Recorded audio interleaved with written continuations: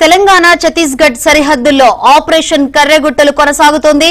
కర్రెగుట్టల్లో 1000 మంది తలదాచుకునే వీలున్న ఓ భారీ గుహను భద్రతా బలగాలు గుర్తించాయి.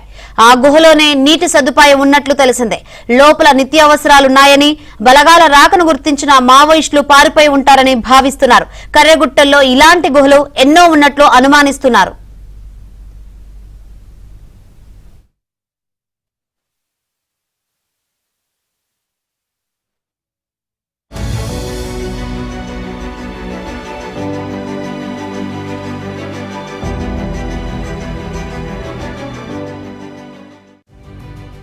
అటు రక్షణ దళానికి చెందిన M17 రకానికి చెందిన 2 నుంచి 3 హెలికాప్టర్లు ఈ ఆపరేషన్ లో కీలక పాత్ర పోషిస్తున్నాయి.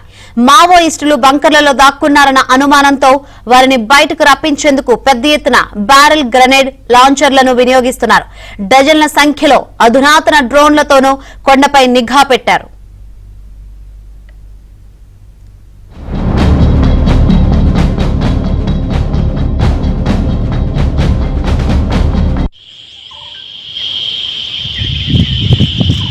గేన్ని పడతాయి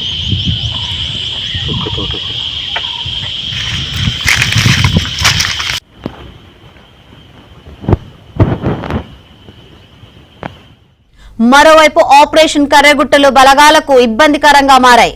ఎండలు మండుతున్న వేళ ఈ ఆపరేషన్ తో జవాన్లు నీరసించి ఇబ్బంది పడుతున్నారు. తెలంగాణ వైపు హెలికాప్టర్ ద్వారా బలగాలకు నిత్యావసరాలు, తాగునీరు, ఇతర సామగ్రిని ఎప్పటికప్పుడు పంపుతున్నా ఛత్తీస్గఢ్ వైపు ఆ తరహా సరఫరాకు ఇబ్బందులు ఎదురవుతోంది. దీంతో జవాన్లు డీహైడ్రేషన్, జ్వరం కారణంగా అస్వస్థతకు గురవుతున్నారు. ఎండకు తోడు మందు పాత్రలను నిర్వీర్యం చేసే క్రమంలో జవాన్లు ఉక్కిరిబిక్కిరి అవుతున్నట్లు సమాచారం.